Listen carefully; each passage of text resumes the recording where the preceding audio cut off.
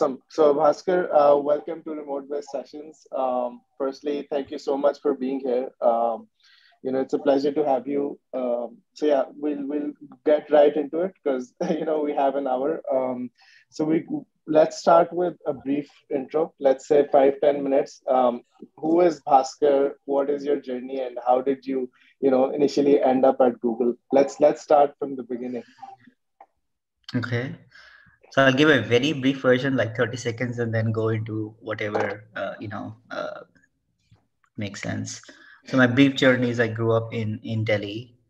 I studied in Delhi, uh, bachelor's, master's, and then I went to Germany to do a PhD and a postdoc. I was fortunate that I chose a field which was not well known at that time, but is now called machine learning. And as I was graduating, uh, I was I was choosing between becoming a professor and going to Google, where my Mm, professor had just joined. So I joined him with the intention of being there a few years and going back to academia, which never happened. mm, And so then that was 2008. And after 13 years, 13 and a half years, last month I moved to Facebook. In my journey has many ups and downs, and I'll hopefully get to talk a little bit about it. yeah. Uh, yeah, So as I was, yeah. so what was the process of getting into Google? Like, मतलब process क्या था? Apply किया? I know you said your professor was there, हाँ but क्या कोई interview process था? कोई test था? क्या like हाँ how do people get into Google? So 2006 में I hope that most people are comfortable with my combination of Hindi and Urdu. I'm from Delhi, तो मुझे कभी कभी लोग कहते हैं कि मैं हिंदी कम उर्दू ज़्यादा बोलता हूँ, but my vocabulary still, if I don't use the right words, please correct me. नहीं नहीं. And I'll do a blend. I hope that people can understand. So let's see. So I graduated with my bachelor's and master's at the first dot-com crisis, and I was graduating with a PhD at the second financial crisis. So all of my decisions were based on what was available at that time, right? So Okay. if those had not happened, I don't think if the first thing had not happened, I would not have ended up either at Google or doing a PhD. I was actually supposed to go to Microsoft, and they had asked me to come and interview in 2002. Mm, And there was unfortunately a standoff happening between our countries at that time. So उन्होंने सब embassies बंद कर रखी थी. अच्छा. And so at that time they said come to the US and do an interview. So I went to the embassy, which was half shut down, and they said, we don't believe it. Microsoft ने आज तक कभी किसी को बुलाया नहीं. Your documents are fake.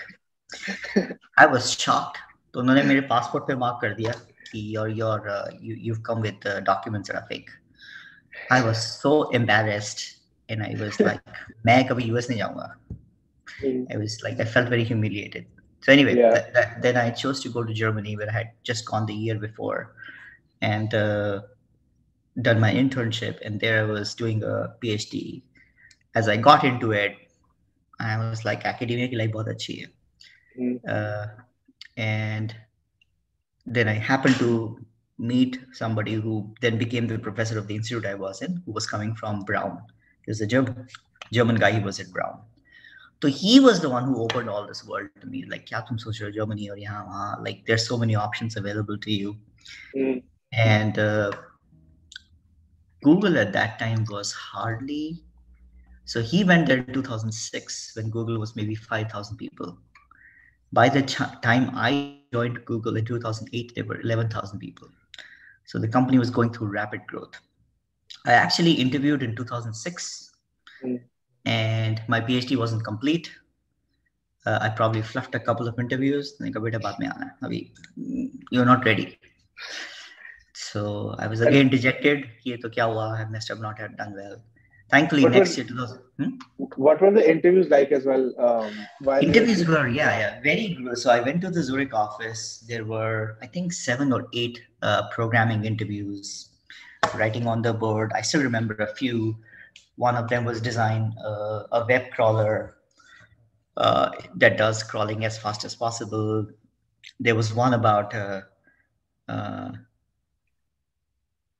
grammars, context-free grammars, that you are basically being given a sentence without spaces in between and you have to figure out where the spaces should be. तो ऐसी चीजें जो मैंने सुन के बाप ने लगता बड़े इंटरेस्टिंग क्वेश्चन है वहां पे, तो बिल्कुल जैसे कहते ना बाउंसर आ जा रहे थे, एक के बाद एक. It was a lot of this thing. फिर उसके बाद एक आध ऐसा कोई क्वेश्चन आया where I was like completely bored, and then I I later got to see my interview feedback because in Zurich they made it available. They gave some laws, and there I said everybody was writing consistently. This guy's clearly smart. He's not done programming before, and it was true, right? Because I had done academic programming, but unit Hmm. test क्या होता है? मैंने पहली बार interview में सुना कि unit test नाम की भी कोई चीज होती है. So anyway, next year I went in. I had just finished because the first year when I went in, I had not finished. I had not graduated yet. So Hmm. in any case, I was supposed to graduate in 2007. I went back. This time they did only 2 interviews, and this is because my first set of interviews was actually quite good in retrospect. They just wanted some confirmation for leveling. So then 2007 I got an offer, and then I joined in 2008. Uske beech mein, I broke my hand. I had a cycling accident, and so I was in the hospital for a month. So मेरा offer आया. I was very happy. Within a month, I broke my hand actually here. Oh. I I still remember like being in the hospital for about a month with surgeries and this and that. But net. Then I moved to Zurich, and the interviews were grueling. And that's where I realized for the first time Google's philosophy was, if we're going to ask you 15 questions, you're going to get all of them right. It is not 14 out of 15. It is not 14 and a half out of 15. It is 15 out of 15. And I had never seen that level of demand and perfection required before. And as I became an interviewer and I, interviewed hundreds of people later, Hmm. I realized that a lot of people who have a lot of bookish knowledge or even degrees, they're not used to doing things with their hands. So I have seen people as they go through interviews and go for loop wala koi question de do, like going through a matrix of some form, people Hmm. start fumbling, people start sweating. So it was a great experience to see, you can have a lot of theoretical knowledge, Hmm. but the engineering skill is doing things with your own hands. And the combination of good know-how and strong engineering skills was what Google was looking for. So there was generally a 1 in 20 type of rate. So 20 people who would come and interview, one would get through. In fact, out of the 100 odd interviews, maybe 200 odd interviews that I did, I maybe gave higher to 10 of them. Hmm. Right. So that's like 5% type Yeah. of, right. And that was how, because there was so many interviews, so many people coming in, but they had the choice. Interestingly, Facebook is something similar. Hmm. When I interviewed later, of course, I was interviewing at a much more senior level and didn't ask me coding questions. But uh, the emphasis is very much on being prepared. And half of the time, I feel like people don't go into these interviews prepared. बिल्कुल. So इसमें जो interviews हो रहा था, if Google was scaling so quickly, and it was 10,000 people, उस वक्त तो इतनी engineers तो थे भी नहीं दुनिया में. How were they even able to scale and find these engineers? अगर तो interview process इतना rigorous था, how were they getting to people? So engineers थे, but they were very selective. Uh, in the beginning, so let's say in 2004 when they went public, they probably had 2,000 engineers, and their plan was roughly to double every year for the next 5 years. So unless till the 2008 crisis happened, they were actually on track. So that's how, like 2000 to 4,000 or 5,000, 5,000 to 10,000 ऐसा ही चल रहा था. Mm-hmm. That's how they were doing. And these are engineers. I'm not talking about like all the salespeople and whatnot. Mm-hmm. The way they were scaling and doing all these large number of interviews was they made it a part of every person's job. So we were spending about 30% of our time interviewing people. Right. So आप लगा लो कि 40 घंटे में से 12 घंटे आप you're interviewing and writing feedback. So I think 4 to 5 interviews a week was Yeah. what people were doing, and then spending an equivalent amount of time writing feedback. Obviously, that meant people were working over, right? They were not just working, the remaining 28 hours, but Mm-hmm. there was that sense of community that we really need to get really, really good people. And I think they had built a very strong hiring pipeline.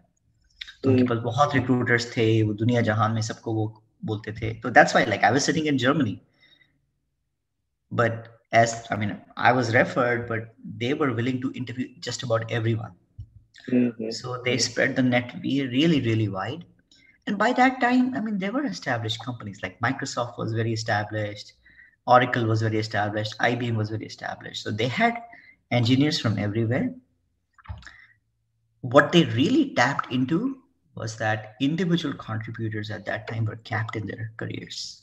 एक certain point के बाद engineers को कोई पूछता नहीं था, acha, right? And this was this classic, like you can see this in some of the old TV series. Engineers मतलब अब back room में बैठे हो, and beyond a certain point you're capped. And what Google did was unleash that. They mm, brought out a lot of very smart people who were underutilized elsewhere, gave them a technical challenge as well as the financial opportunity. yeah, So they changed the game for engineers. That's how I feel key. Engineers being valuable, I think Google was the first one that really made that possible. Uh, mm, and I think it was 2000, end of 2010, where they suddenly decided that they are going to increase salaries by 25% for everyone, wow, right? yeah, And imagine financial crisis abhi khatam hui hai, but mm, they were the ones realizing that people will leave because people have realized कि उनके पास एक बहुत अच्छा stockpile है engineers का. So they re-upped the market, and for the next 2-3 years, you would find that most people could not hire anybody from the Silicon Goo- Valley in particular. So that mm, set up this competition for really, really good engineers. So I give credit to Google for first identifying a very strong set of engineers and then giving them a branding. कि हाँ, bilkul. if this person has come to Google, they must be good. Yeah, definitely. Awesome. So let's move on to your Google journey. So you got into Google. What is the Google culture like? If you were to explain it to a 5-year-old, how would you describe Google? What is the culture? How do people work? Work style kaisa hai? If I'm in Google right now and I recently joined, what does my 9 to 5 look like, or is there a 9 to 5? So Google, of course, over 13 years, it has changed a lot. My 13 years. Uh, my earliest impressions were everybody that I went and met was clearly smarter and more accomplished than me. Right? Uh, I was meeting people whose papers I had read. I was meeting people who had these big fancy names, that you would hear about. And I was struck both by there was a combination of एक humility भी थी लोगों में कि हाँ हम लोग सब Google में हैं, that must mean that you're good. But I saw कि एक level of accomplishment or greatness जो है वो that bar was much higher. I mean, I had been in good academic institutes. I went to the IITs where people were very strong, but मुझे लगा कि Google में जो bar था, international bar था, Mm, that was way better than anything. In fact, I still believe कि जिस level का talent मैंने Google में देखा है वो मैंने उसके बाद दोबारा कभी नहीं देखा accomplishment mm, का. mm, And with that, there was infinite resources. You want to do some data analysis, you look, this is our computer. You can get it, you can run a job. So that yeah. combination was very, very potent for people trying out a lot of things. The second thing was they had codified things. जैसे code review का process था मैंने कल पहले नहीं देखा था. Mm, And understanding that code reviews are the way in which you learn. पहला मेरा कोड रिव्यू मुझे याद है, मुझे ऐसा लगा जैसे कॉलेज में रैगिंग होती है ना कि पिटाई कर रहे हैं, ये कर रहे हैं, ये नहीं किया, वो नहीं किया. Like my code review, I think I remember writing 800 lines of code और उसमें कोई 1200 कमेंट्स थे. एक mm, महीने तक कोड रिव्यू चलता रहा, and I learn so much about C plus plus and Python that I had not learned ever. So मुझे एक लगा कि there's a level of excellence mm, where you at first you're like, why is this happening? Then you start to admire it, and then you want to be it. mm, And so over 2 years, I realized that I became the caliber of engineer that I had come in seeing. शुरू में नहीं था. It took about 2 years. So that was to me the part of culture where it was lifting everybody up because the bar was very high and you just felt like, एक अच्छी team होती है और सब कोई अच्छी bowling कर रहे हैं तो हर किसी को लगता है कि मेरे को भी ओवर तभी मिलेगा जब मैं अच्छी अच्छी बॉलिंग करूंगा, right? So you feel the pressure to perform. Yeah. But that was this positive pressure and I really enjoyed it. तो बहुत कुछ सीखने को मिला. उस टाइम अपॉर्चुनिटी भी बहुत थी. लाइक कई सारे प्रोजेक्ट्स मैंने स्टार्ट किए, 20% प्रोजेक्ट स्टार्ट किए. They are now full blown projects. hundreds of people are working on them. और उन दिनों 2 लोग मिलके बहुत कुछ कर सकते थे. आज वो करना थोड़ा मुश्किल है. I think that's the other thing. I think the level of even today, one thing that remains true is engineers write a code. Still write a lot of code. And that tends to be not true in a lot of large companies where engineers tend to write documents, but engineers at Google are still very, very hands-on. And there's a lot of emphasis on doing things right. So I think that culture of excellence, doing things right, learning remains fantastic. Awesome. Yeah, sounds like a really really exciting environment, especially if you when you join. So uske andar, so what was your day like though? क्या करते थे, जाते थे? How would you get tasks? Decide कैसे होता था? Like what was your day like? To be honest, मेरे को कोड लिखे गूगल में काफी समय हो गया. तो अब मैं आपको उस टाइम की बात बताऊं कि एंड के टाइम बताओ. I mean, it's up to you. So like let's start with that time and then let's start how things have changed over the past 13 years. Right. So I think in the beginning it was 70% of my time was writing code. As I said, 30% was interviews, 70% was writing code, and a small percentage at that time was in meetings. Because I was in Zurich से Mountain View की meetings होती थी, वो usually शाम को ही होती थी, 6 से 7, 6 बजे. Zurich में is 9 a.m. in the Bay Area. तो बहुत मीटिंग्स 6 से 7, 7 से 8 ऐसे होती थी. बट Zurich का लोकल कल्चर है, लोग 8 बजे आ जाते हैं काम करने. People are very very punctual. So it felt like you were kind of on both sides. The local culture is people come in early and the Bay Area culture is of course you have to stay till late. तो वो थोड़ा balance करना शुरू में उस time लगता था कि I'm working very hard. As time as I became more experienced, more senior, about 3.5 years later, I started to run a team and manage people. And that's when it changed a little bit, actually quite significantly. So Google does this thing where there are engineers, there are managers, and then there's the middle track, which is engineers who are managers. So you stay on the engineering track, but you have reports. And then the expectation is कि आप दोनों jobs करेंगे. आप manager भी हैं और आप engineering lead भी हैं. So I was on the middle track throughout my career. And so at the end, I was, at one of the highest levels in the company as an individual contributor, but I was running a team with about 200 odd people. So, and I had layers of management below me, but I was expected to be not just very technical, but दिन में 5 document design docs पढ़ना, खुद को review करना, क्या launch हो रहा है, etc. etc. There's a lot of stuff that I had to do. So later on, it was not writing code, but it was understanding the big picture and understanding design. Ki ho kya raha hai? Why are we doing something? What is missing? And the strategy for multiple months. So it changed a lot. And some of it is natural. But some of it is also the size of the business and size of the company. जब मैं गया था तो business और company दोनों ही बहुत छोटे थे.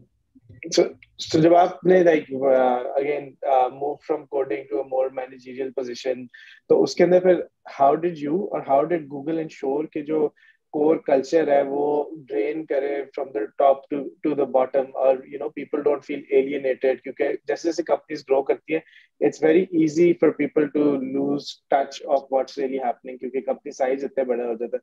So वो ensure कैसे होता था कि top to bottom तक culture maintain रहे?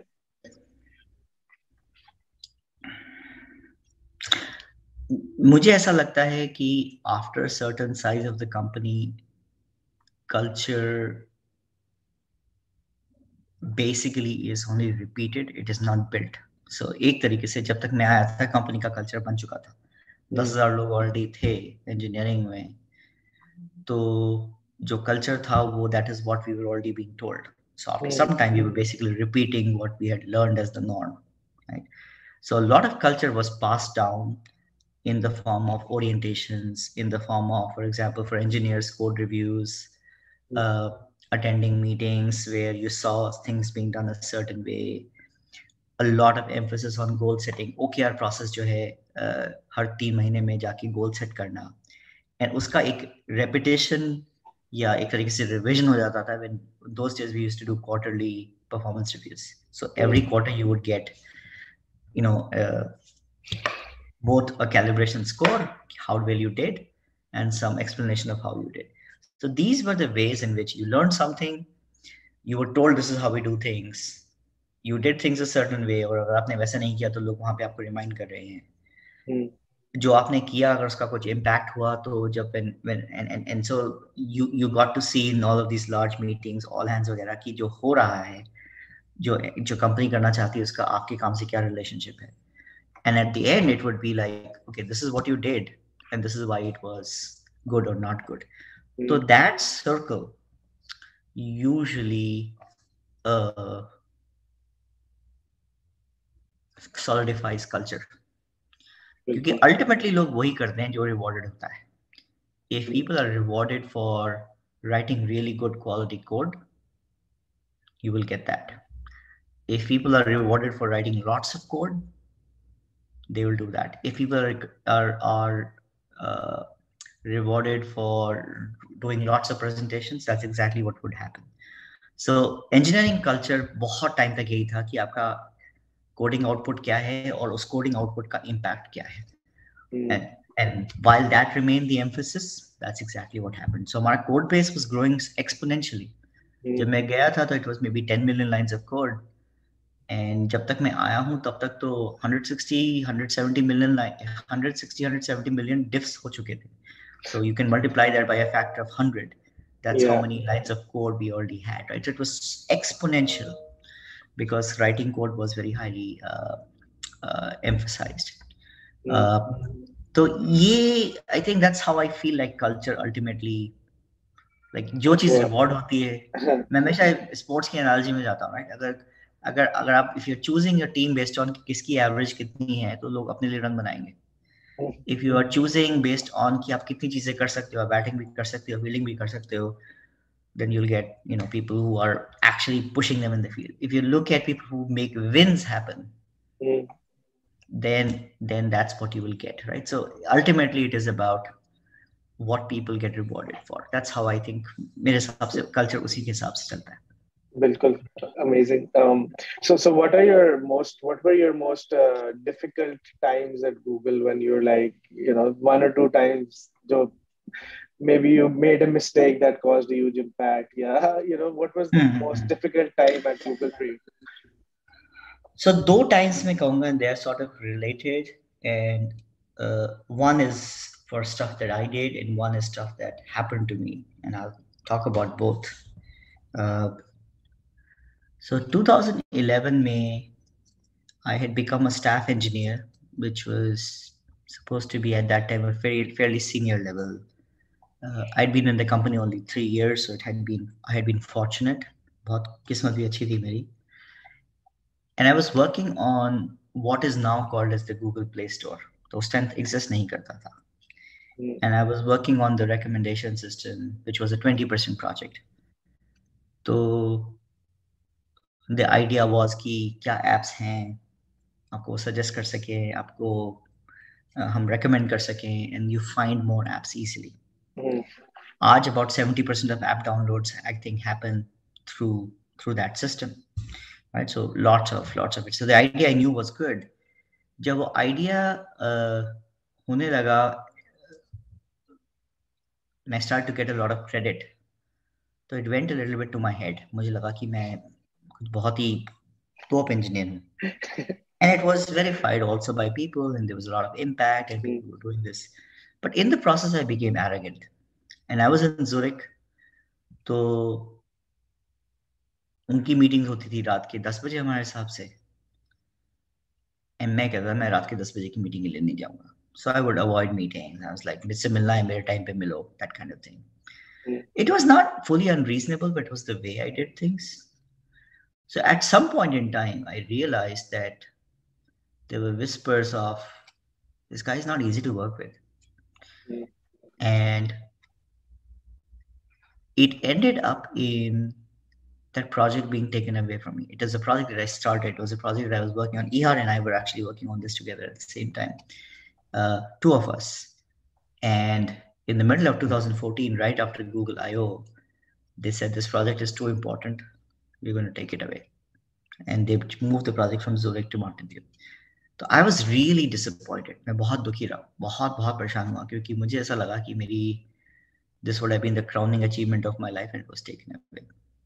बाद में मुझे लगा कि जो हुआ था वो ठीक था, क्योंकि I had not built relationships. I had thought that my work will speak for itself, and even if I am arrogant or whatnot, so what?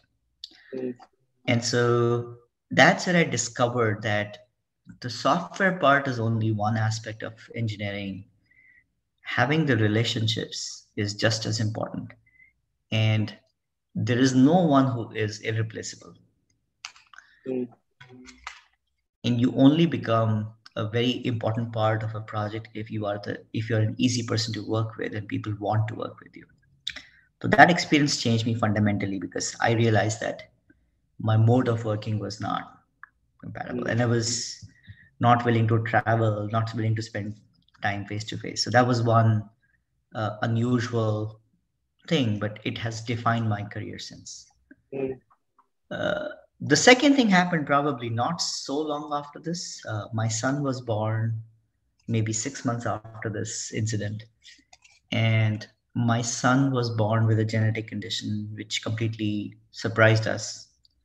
Uh, and उससे करीब 1 साल बाद, when he was 14 months old, he had cancer.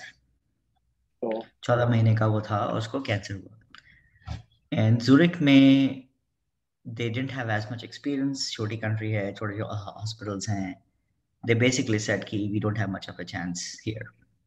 तो हम लोग basically अपना सारा कुछ छोड़ के जुरिक में we moved to the US within 2 days.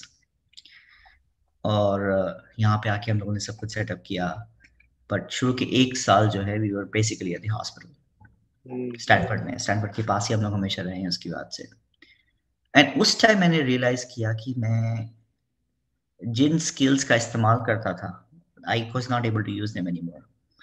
The ability to deeply concentrate and figure out how to organize code and how to do things and how to organize systems, I was not able to. Plus I was not motivated. My life was falling into a ditch, so to speak. That's when I was managing people and managing a team, and they understood that I was in a very difficult situation. And they took on the responsibility of doing things, and I provided minimum guidance. And they not only exceeded expectations, they surprised me ki, you know what? They didn't need the input from me. I thought I was being valuable in providing input, but they could do just as well without me. So that also changed fundamentally how I work with people as a manager, because I realized that if people are bonded together like a family, if they feel things, if they feel the pain of other people, if they, like in sports, they say we want to win it for somebody. I felt like my team was doing that. So that again defined me as an engineering leader after that. And मैंने micromanagement बिल्कुल छोड़ दिया उसके बाद, because I realized that it was not needed. And from a playing captain, which is the role I used to play before, I became a coach. I would sit on the outside. I was not there on the field anymore, scoring the runs or scoring goals or whichever sport you want to choose. But that's when I realized that the ego of a senior IC is to be the player captain, and that doesn't allow your team to grow as much. बिल्कुल. And I think those two experiences, which were pretty, very, very difficult for me emotionally, personally, have defined what I've done since then. Yeah, and that must have been a really, really hard time, I'm sure. Um, did Google like help you through it? Did they give you time off? Did like was Yeah. it there for you? Google was amazingly, and it's not just the company, it's the people. My manager, when I came in, I still remember, like, moving over Thanksgiving weekend was not easy. Nobody in the US was there. Mm, But I got the diagnosis on a Thursday and I wanted to move like within 2 days. And so my manager was basically up, Thursday and Friday on his holidays, trying to figure out what to do. And ultimately, they just sent me some document and said, "Come, we'll figure everything out." And I remember landing there Sunday morning. Sunday night, I checked in. Actually, Sunday night, I couldn't check in my son because we didn't have health insurance. mm, So Monday morning, I came in. The first thing that they did was, "There is your health insurance. Go." And my manager said, "Agle छह हफ्ते तक नहीं आना. Go. You don't need to come." yeah. And to me, that is still one of the most touching things because I didn't have, like, I was thinking about it, right? I was a new employee in the company. I had just they'd paid me out for they finished my Zurich contract. Mm, I didn't technically have any leaves. I didn't know what to do. They just said go. mm, And to me, that sense of care, I think that was a large part why I stayed at Google so long because I was so loyal. I felt that loyalty because this company had taken care of me for so long. I mean, none of those people are there now anymore, but they all left Google, in the last 4 5 years. But but yeah, there is no doubt that this is when I think an organization's culture and character shows through. What do they do when people go through hard times? बिल्कुल And I saw this बिल्कुल. over even through COVID that मेरी 10% team को Covid हुआ था. Mm, 200 में से करीब 20 एक लोगों को कोविड हुआ था. And how we took care of them and how the culture was like mm, literally teammates were going and dropping lunch and figuring things out because people were in the Bay Area alone. They didn't have mm, family, they couldn't travel. yeah. So how, and in the beginning there weren't even any tests available, hospital to chhodi do. Mm, So to me that is a very important part of what an organization does. It's not just work, it becomes your work family. The bond is very important. बिल्कुल. And वही फिर चीज repeat भी होती है ना, like they helped you out and then when you were at that position and when people got COVID, I'm sure you were helping them out, you were giving them time Yeah. off. Yeah, and I mean, for the longest time, I was like, they have done so much for me. I'm going to stay here my entire life, right? For me, that loyalty was so deep, right? Mm, That it's almost like the patriotism that we feel for our country. for our countries, right? It felt like there was that level of loyalty, right? I couldn't hear anything negative about the company, and I was always like trying to explain, no, no, this decision was actually this and that, right? Mm. So I think yeah, that's a very important part of. That that also kind of segues into our question answer session because the first question I got was like from Lutf from our company was that how was it like switching from Google to Facebook and why did you like switch? Hmm. Why? I mean, I tried to explain a little bit because many people ask me this question, particularly because I was also always saying, I'm probably going to stay here forever. Uh, Part of it was having been here that long, I was keen to see what other cultures exist. And as a company grows to that size, some fundamental things shift, right? So as I joined a company, it was 10,000 people, it was 170,000 people at the end. They're not the same companies, they move at different rates. Mm, And uh, I felt like I would be, I was probably going to learn if I stayed another 10 years, going to learn how to be good at Google, but not good overall. right? So mm, learning rate was going to slow down and had slowed down. Uh, Generally, when you stay in a role for a very long time, you get to a point where the role takes you far less time to do because of the repetitive aspects that you have mastered, and so you have some unspent capacity. So that's one thing that was happening to me. The other mm, thing was I just wanted to get to a point where the world is moving very fast. Post COVID, I expect things will change significantly, and I just ran out of reasons why I felt like I should not try something else. I mean, over the years, there had been many options that had come up, and I'd always decided, no, I want to stay at Google. And mm, I always had good reasons, but this time I ran out of reasons. I also believe that founder led companies have a very different psyche. And Google had been a founder led company for a very long time. I think in the last 3, 4 years, the founders had stepped away. Um, a founder's way of thinking is very much about the long term, mm, because the founder is not, they're not maximizing their bonus. They're not thinking about their next promotion. They are thinking about the legacy that they will leave over the next 20 years. mm, And when a founder takes a risk, everybody falls in line and says, okay, if Mark is willing to do this, okay, it's his company. We work here, we should get behind him. mm, But when it's employees, and even the CEO is an employee, it's very hard for them to think about 20 years. mm, Right? It's just hard. I mean, it's very rational. Everybody's thinking about the next 5 to 6 years. So I felt like Mark's vision of where he wanted to go was always very strong and compelling. And we've had many compelling leaders, Steve Jobs, Elon Musk, Sergey and Larry, Bill Gates before that. These are people who had very strong vision about where they wanted to go, and they took their companies very, very far. mm. So none of these people are in operation now. They've all left and done something else. Mark was the only one that's still there. Yeah, So I felt like I needed to try that. And now there are many other, of course, mid-sized companies. I call a 5,000 engineer company mid-sized, by the way, because it is mid-sized compared to the environment where I have been with 100,000 engineers. So yeah, I feel like that's what I wanted to try. And I just wrote recently about what I saw as differences. Uh, One is like nobody uses email.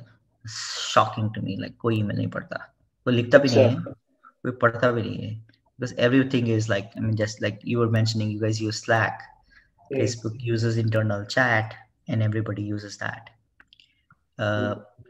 and it's like the Facebook platform. I think there's a product called Workspace, which other Yeah, there companies is, also use. So yeah, basically, everything internally is Workspace, which I think Google tried about 8, 9 years ago with something called Google Plus Internal, mm, and it was, in my opinion, successful. But here I'm seeing it's actually like everything is G Plus. Sorry, bil- is Workspace. bilkul, Uh, I also feel like the company reminds me of Google from like 2012. It's a mm, smaller size company. It moves at a different rate. It just moves fast, and so it tells me that there's something that correlates with size. uh, and I think the founder-led part really comes through. Uh, yeah, एक मैंने interesting चीज सीखी which I wrote also about, which is the way they write passwords. Every company has their own, like ऐसे लिखो ऐसे लिखो. They just said use phrases, and for the first time, I was like, oh, I never thought I could use a sentence as a password. Right? It's yeah, easy to remember, but I end up using passwords that are 7, 8 words long, but they're easy to remember because they are phrases that we can use, mm, and they're very hard to guess. They're very hard to decrypt, and they don't have these like put this underscore here and hashtag here. Ye sab bhi nahi hai.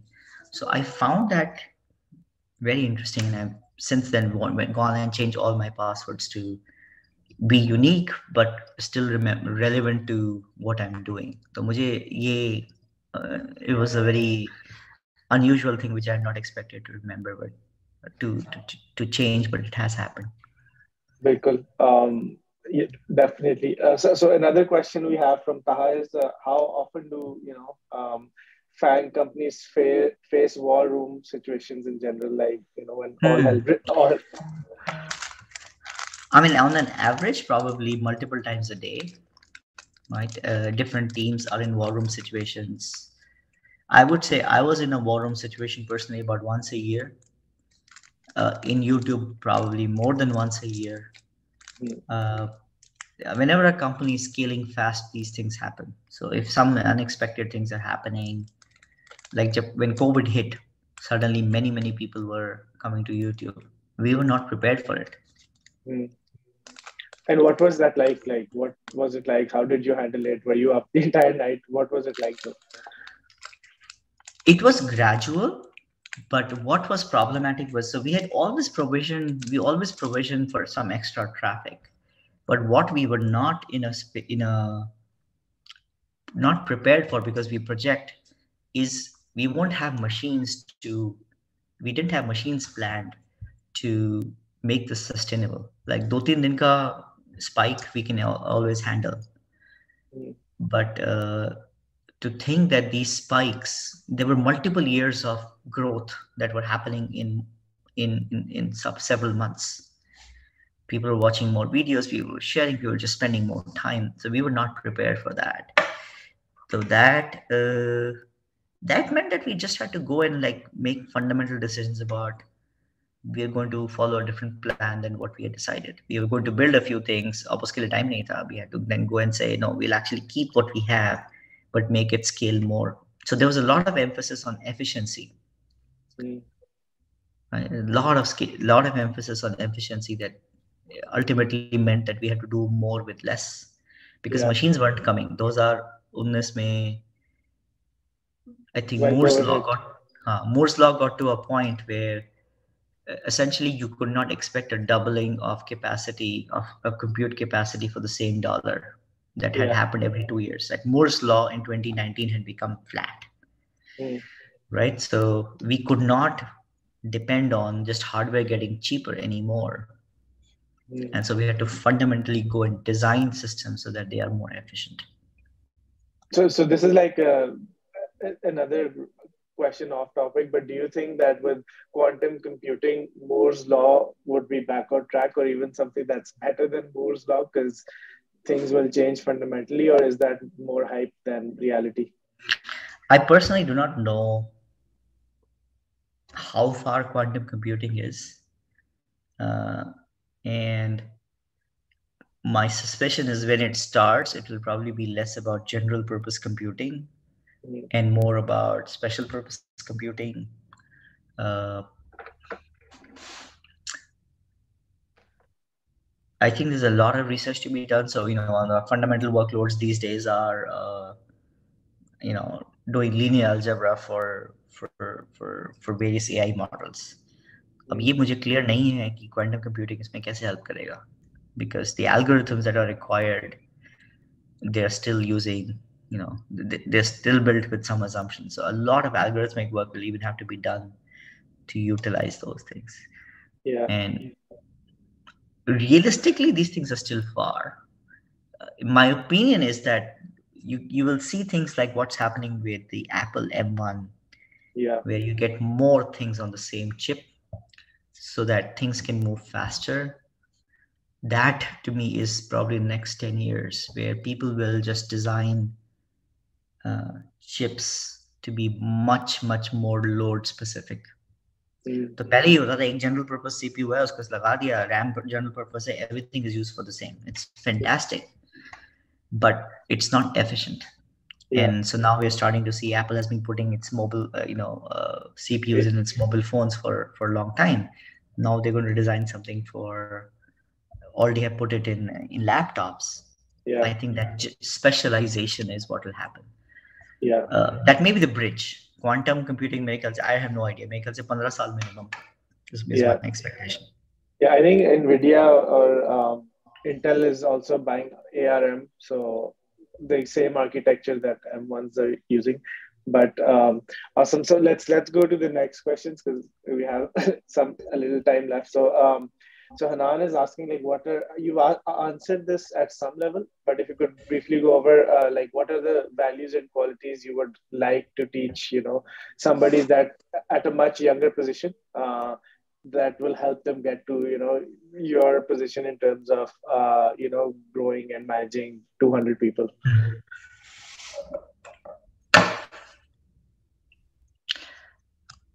My firm belief is that we, with most of our education systems, teach people to be individualistic, meaning I still remember in school and college we used to get grades, we used to get ranked, we used to get scores, and it was ultimately used to say put people in in an army in a rank file. Who's tall, who's short, that kind of thing, right? We are Yeah. used to grading people. And the real world is not about doing things individually. It is Mm, about doing things with other people. So that skill of how do you get something done, not individually, but together.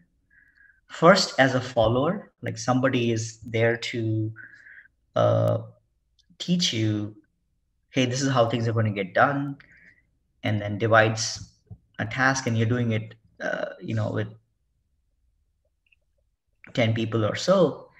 But if these people are competing with each other, you don't actually do very well, right? So that aspect of competition, which is trained into especially many Asian cultures, is completely the opposite of what you need in mm, in larger teams, because the time of a single person being able to do something, I think, is long gone in our industry. एक इंसान आजकल कुछ नहीं कर सकता.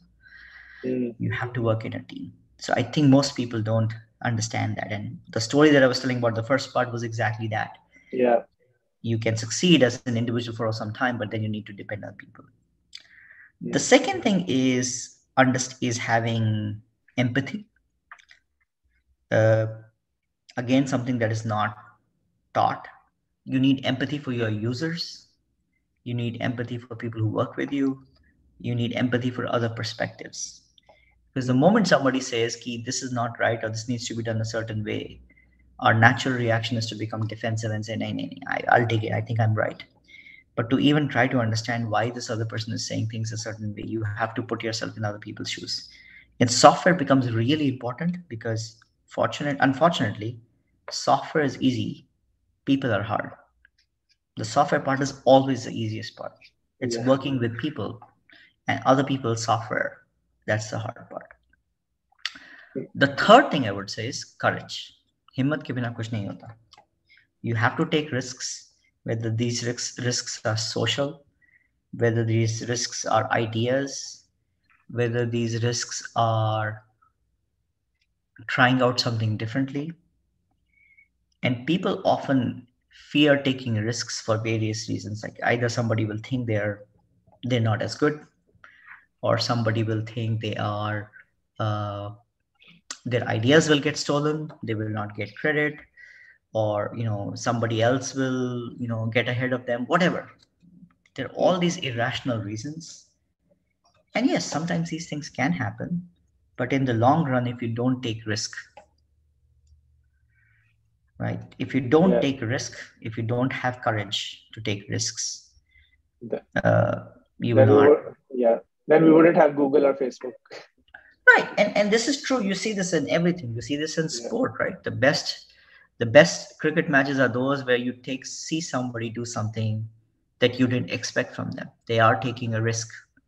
Mm, They're not following a script. They are doing something that you didn't expect and nobody else expected, and that changes the entire thing, right? So I feel like that is important in a career, because over time that's what will differentiate you. मौके हर किसी को मिलते हैं, mm. But आप उन And मौकों के साथ क्या करते हो? It's a very the, important. so we Hamza from the company has exactly asked it has asked the exact same question is like how do you approach risk taking and how do you decide कि itna risk lena और itna nahi है ना. मुझे ऐसा लगता है कि हम as humans we are not very good judges of risk. Sometimes we overestimate risk and sometimes we underestimate risk. Uh,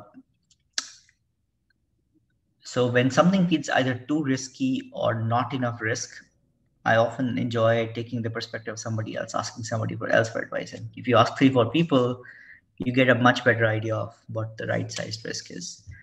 Uh, I think saying yes when opportunities come up is important. Mm, Uh, what's the worst that can happen if you're aware of this, right? When people think, oh, should I do a new job? Default to yes. But think about what is the downside. What are you giving up? mm, I want to take on a new degree. Okay. I want to learn a new platform.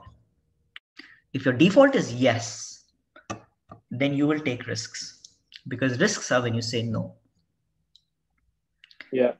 right? And de-risking exactly यही होता है, right? Single ना लेना ऐसे कोई risk नहीं है, run out कभी हो ही नहीं सकते. बट अगर अगर आप सिंगल लोगे, if you may convert a single into double at the right point, you actually create opportunities for the future because now people are thinking, oh my god, this person can do something else, right? So the risk is you have to judge the situation and you have to be willing to say yes. uh, right sizing, I don't think we ever know till sometime in the future. Mm, perfect. So yeah, next question we have from Fatma Abdullah, and she's asking, in such huge companies like Fang, how do you stand out and how do you even get recognized? Over time with consistency, uh, a lot of recognition comes from what others say about you, right? Mm, So if you think of anybody who has some reputation, you know about them from other people's perspective. So in a way, every person that you meet is an ambassador for your brand, mm, right? So yeah, you yeah. get recognition when somebody feels, if you want recognition as somebody who's innovative, who has lots of ideas, you do that by sharing ideas openly. You share that with 10 people and people say, उसके कैसे बहुत ideas होते हैं, उससे जाके बात करो, right? Mm, That's how you get branding as a this thing, right? So whatever you want your as the recognition, the source of recognition, you have to do that. If you want recognition for impact and lots of work and lots of successful launches, well, you have to do that. If you want recognition for somebody is a good leader, well, you have to come up to those situations and lead. mm, And in a way, you don't have to worry about the result, whether you get it or not, because that's a matter of time. If you keep doing it well, then over time, you will get recognition. I think people fear कि recognition नहीं मिलेगी too early. yeah. That's true. And I think like even in our company over time, people do jump off the page over time. You do recognize who's working hard, who's working not, who's working well, and all of those things. So we have a question in the chat from Nawal. What would you prefer hires for? Like, do you hire for character or like skills? So this is something that my co-founder also really says. He's like, will over skill any day, but what do you feel is more important? I think there's some baseline of skill that's needed, uh, but often in any environment, whatever is common doesn't make you succeed. Meaning, if you are in an environment where everybody is a skilled programmer, you're not going to succeed based on your skill as a programmer. You're going to succeed based on other skills, right? You might be the person who's most organized. You might be the one that talks most to people, has the social skills, understands. You might be the one that's easiest to work with, and Mm, people aggregate around it, right? In traditionally, what had happened was skills were rare, right? So people had social skills but not technical skills. So technical skills mm, became the reason why somebody would do well. But ultimately, you have to distinguish yourself by doing things that other people are not, mm, and that is very environment different, right? So in a company like Google, the skill that was very common was very high engineering quality. Everybody was a good engineer. So the way I would differentiate myself is with ideas. If I have lots of ideas and I'm willing to get buy-in for them, I would always find engineers who are willing to help me to implement them. Right? So I didn't need to implement them. I needed to have the ideas, the ability to get buy-in, and the ability to think a little bit forward. Right? So uniqueness is important in order to right. And so what I hire for also is what is unique about you. Is there something where you can say I'm really really good, better than 99.9% of the people? Because that is often the source of confidence as well. अगर कोई इंसान किसी चीज में बहुत अच्छा है तो उससे उस चीज से उसको कॉन्फिडेंस आएगा, because that person knows what it means to excel in a certain area, and that doesn't need to be technical skill, that could be anything, because they have taught themselves how to be successful. So I think that's what I look for. And एक चीज और होती है, which is have they gone through some adversity, because जब जब pitch easy है तो हर कोई रन बना देता है, right? But it is right. What do you do when your character is tested? What do you do when the going is really really tough? That tells you what a person will be like when a tough situation comes across, which is going to happen. Exactly. That's great advice. So another very interesting question is from Nabil Anjum. How do you see all the controversies that Google and Facebook face from the inside? Like, how do you see them? What are your opinions on it? So, like, yeah, that's the question. Pretty interesting.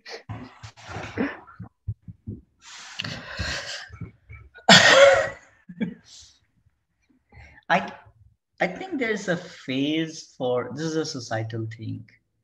Anything that starts small as the underdog gets a lot of support. Like people want to back it. People are really excited. When I joined Google, everybody loved Google. Everybody was like, you're the company that's going to change the world, which they did, but it was very positive. At a certain point, success of any form starts to get detractors. People are like, oh, you are successful, therefore you must be arrogant. You are successful, therefore you must be very selfish. And this becomes true for organizations, right? Every decision that Google took in the beginning, every decision had positive impact or positive press and positive, and there came a point where it was neutral, and then came a time where it was mostly critical. And so to me, that is the side effect of success. Uh, Again, true for people. Like, look at any successful person in the world. There are n number of people who will talk about how that person is good, but there are many, many more who are willing to come and say, "See, I think you were doing this thing that was not good." Yeah. Right. So the controversies to me are nowhere not that different from what was happening 10 years ago. It's just that there are many more people now focused on what you're not doing well. So I think to me that's just natural.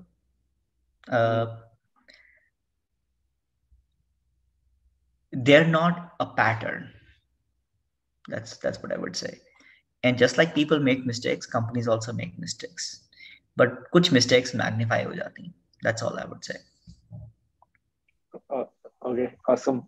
So, Bhaskar, I know we're over time, so I don't know how much time you have, but I can stay for 15 more minutes. Let's answer the questions there are, and then if there, is that okay? Yeah. So I'm also aware कि इस time बहुत late है. पाकिस्तान में भी इस time जो है 9:15 तो होने वाले हैं. 9:06. Yeah, that's totally fine. But let's so we have a lot of questions, but let's have a hard stop at 9:20 so that we are also respectful of your time as well. Awesome. Another interesting question Hamza has just asked is like why are you not a founder? Like, why did you not choose to start a company? So I started companies when I was in college. I did not one but many businesses. I started an education institute. I started. I was in a .com called Heads and Hunters, which was about recruiting. I actually ran a business assembling computers those days. Uh, and to me, that's when I realized that I was always in the camp of taking too much risk, because Mm, that put fundamental things at because I was doing all those business, I was actually not studying. मैंने college में ज़्यादा पढ़ाई नहीं की, especially bachelor's में तो पढ़ाई नहीं की. Uh, the environment around me, as I said, both the crashes happened right when I was graduating. So realizing that you need something steady came out of that. yeah. I do have it in my mind to be a founder one day, but I also realized that my skill, like ideas, doesn't mean that you can be a founder. Right? It is also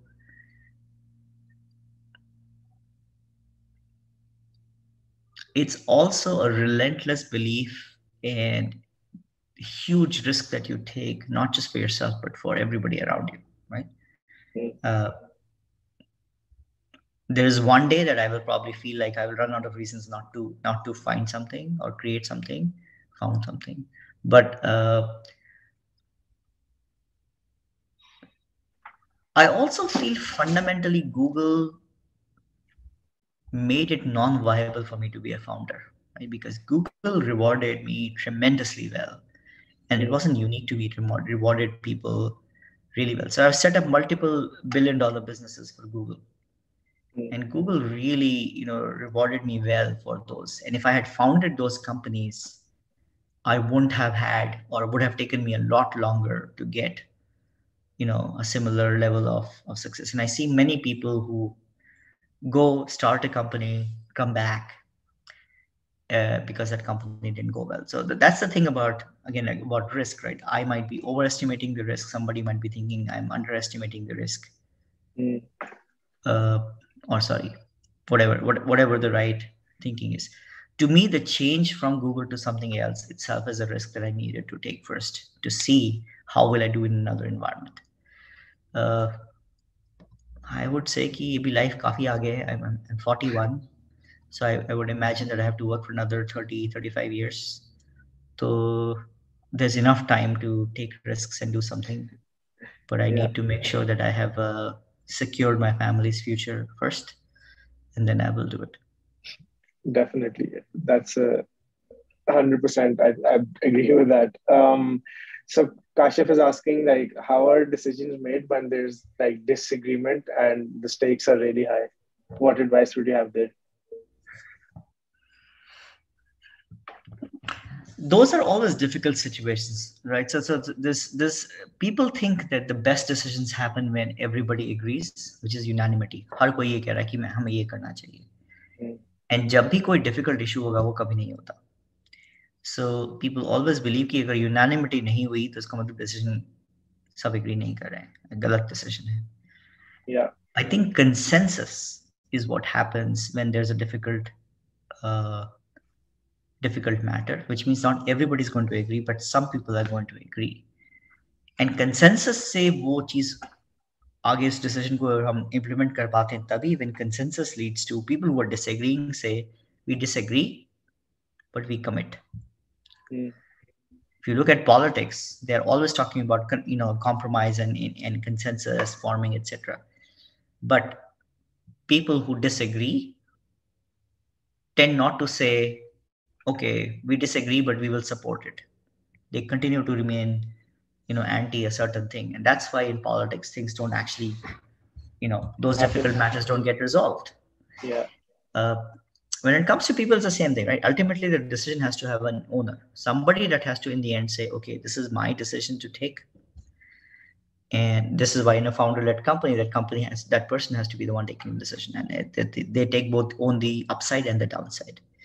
Mm, But you will never, on a difficult matter, get everybody to agree. I don't think that will happen. So if you accept that we will only have consensus, and those that disagree with the decision don't think that they're losing, but they feel like they have to agree with the consensus, and they might be somewhere else where they are the part of the majority of the consensus. ये practically करना possible है, but many times people just debate things forever because they can't get to unanimity. So difficult decisions are यही होता है. In the end there's like no decision, Yeah, and that's the and, worst. and that is the worst Yeah, in the long term. Short term it may be the right thing. yeah. But A quick so my thoughts there are like it's you have the best decision is like a good decision, and then you have a bad decision, and the worst is no decision, because that's like kicking yeah, the can down the road. yeah. And sometimes you can do that with decision. You can take a decision and then decide. Like I'll give you a very practical example. Right? There were two teams that were in conflict about who should own a project, and one of them had owned one half of the project, and the other one had owned another half of the project. And there was no way that we could agree. So I made a suggestion of okay, for 6 months, one of the teams takes up the entire project. Mm. Okay, but not just the parts they want, also the parts that they They don't can't be want. selective. They have to take everything. So Mm. it's more responsibility. We're trusting you. And in 6 months, we come and decide. And 6 months later, that team comes and says, actually, no, we don't want it. Let's go back to the half and half. So now we say, no, you either decide you want it all or you don't want it because that's what we were trying to decide. So in the end, the team that took that on said, no, we don't actually want it. So that entire project moved, but we also codified that we will not come and revisit this decision again Mm. because you all have to agree that this has to happen, right? So it took time. It was a worse decision in the short term. My God, we are moving things, and maybe things will move again.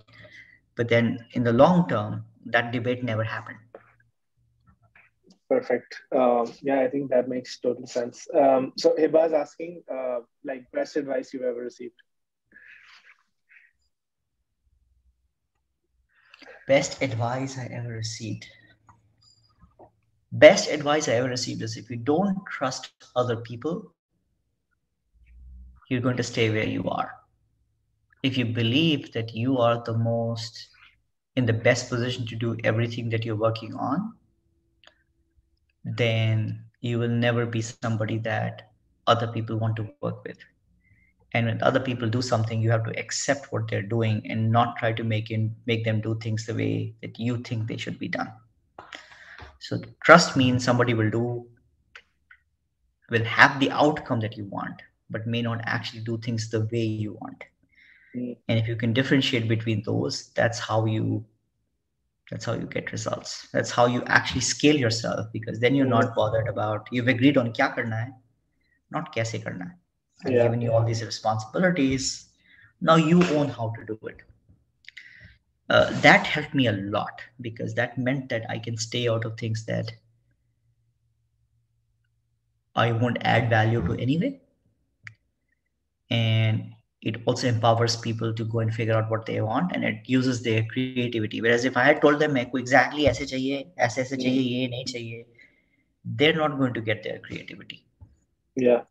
I think that's like great advice, even for me as founders.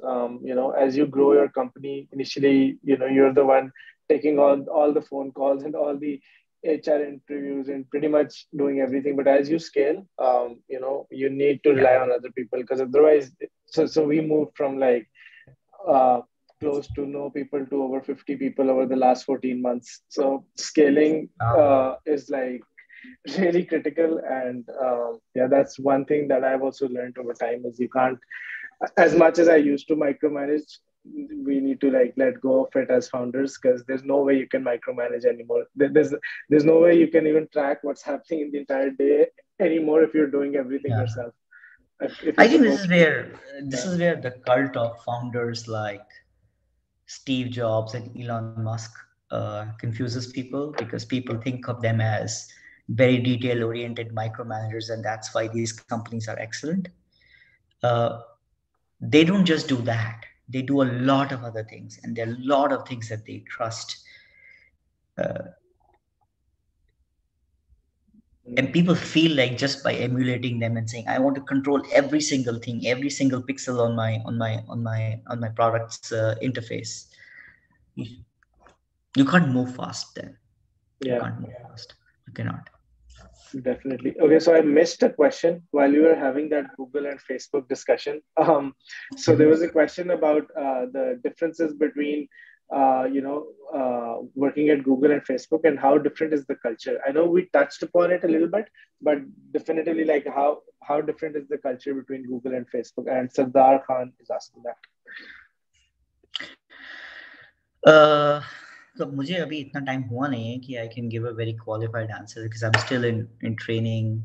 Mm, It's been like this is my week 5. Uh, I think there's a lot of similarities, but there are differences. And the best way that I can explain, I'll explain this as an analogy, right? So it's like this, right? Imagine that you learn to drive in Delhi and now you're driving in Lahore. yeah, Okay? It's the same car. yeah, I believe in Pakistan we drive on the same side of the road, right? So it's even the yeah, same thing, right? yeah. But the environment is different enough that you cannot drive the same way. Mm, अरे मुझे याद है मैं जब Germany में Switzerland में गाड़ी सीख रहा था तो मेरी आदत थी कि मैं ड्राइव करते करते ऊपर भी देखता था. फिर इंस्ट्रक्टर विश्वास के ऊपर क्यों देख रही हूँ, ऊपर से क्या आएगा. तो मैंने कहा मैंने दिल्ली में गाड़ी चलानी सीखी है, ऊपर से कुछ भी आ सकता है, कोई कुछ फेंक सकता है, कुछ ये हो सकता है, right. You have to prepare. So to get that discipline that no, you're actually watching ahead, you're watching here, and then you're watching to the right, it took adjustment to the environment, right? yeah. So that's the best way that I can describe this, which is you're doing fundamentally similar things. You're using maybe even the same skills. You're doing the same high level job, which is you're in this case driving or software development in my case, or leading teams, but the environment is different enough. And it's Mm, only after you've driven for some time that you recognize, oh, these are things that you do in Delhi but you don't do in Lahore, and the other way. वो mm, समझते हुए थोड़ा time लग जाता है. So it's very hard for me to say what are the exact differences. I would say the moving fast is very clearly true. Like मैंने यहाँ पे आके 15-20 diffs लिखे हैं. Like I've mm, made a lot of code changes which they require us to do in boot camp. mm, Even as a director, they want me to write code, which I'm really happy about. But those things have gone by really fast. Whereas at mm, Google, I think there would be a lot more scrutiny. And are you doing this? Are you doing that? You know, yeah. Like there would be, I would probably do only one diff at Google in this all mm, this time. But mm, here I'm doing many more, right? So it's an example of, but that diff would be very comprehensive. I would have a deeper relationship with one person who would tell me a lot of things, who would correct me, and so I would get that indoctrination of this is how you do things. Here, the thing I've learned is you do them. If you mess up, you own it, mm, right? So I was very impressed by that. It's also very organized so far. Because they're in the process of getting a lot of people coming in. I feel like they know they're very focused on how to ramp people up, mm. Yeah, right? So that's really important when you're scaling, especially. And Facebook to this day is like, scaling, going, doing 10,000 different things at the same time. Okay, so I think we're like literally out of time, but one last question would be, so our primary audience right now is, software engineers with, 2 to 4 years of experience roughly, or 5, 6 years of experience. What did I not cover? And you would like them to advise, like you would like to advise them something based specifically for, engineers. so I would say the shelf life of a good engineer is 10 years, meaning you learn something and that thing is going to stay relevant for only about 10 years. And it takes you about 5 years to be really good at something, which means that the first 5 years you're learning something, the next 5 years you're going to be good at it. But if you haven't focused on learning new things, when the next thing comes around, you're going to have to repeat this cycle. Meaning you're going to again start and feel like, 10 years ago, who was doing Rust? Who was doing, all of these frameworks that are frankly I don't even know about, right? uh, 20 years ago it was, COBOL and Fortran and whatnot, like, Mm. or what was that called, Visual Basic, Yeah.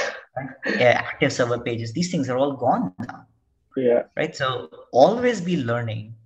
So whenever you are in a phase where you're really good at something and now you're realizing the value of, oh, all the hard work you put in, that is the time आपको कुछ और नया सीखना चाहिए. Because while you're really good at something, the time that you're saving, because of your skill level, and you can be more efficient, that's the time you need to invest in learning something new.